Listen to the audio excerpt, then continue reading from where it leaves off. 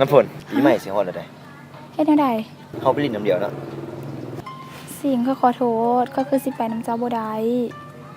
พ่อแม่ข้อยเรานัดไว้แล้วเราบ่ให้ข้อยไปลิ้นมื้ออื่นเจ้าคือสิคัดใจแม่เจ้าบ่ได้ดอกเนาะแม่นข้อยขัดใจเราบ่ได้อย่าเครียดข้อยเลยข้อยขอโทษไว้มื้อหน้าเนาะโอเคบ่อย่าเครียดเด้ออย่าเครียดเด้อสัญญาข้อยก่อนบ่ข่าว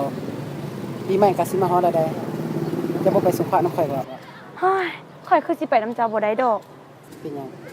ข่อยเข้าวัดบ่ได้ข่อยเข้าวัดแล้วห้อยฮ้อน นี่บ่เป็นเหตุผลที่เจ้าบ่อยากไปนำข่อยเจนโดยสิฮอดปีใหม่แล้วได้แล้วแนวใด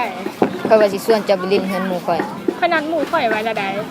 นัดหมู่เจ้าทุกปีเจ้าน่ะเฮ็ดได้ซ้ำมันจำเป็นบัดข้อยได้ซะ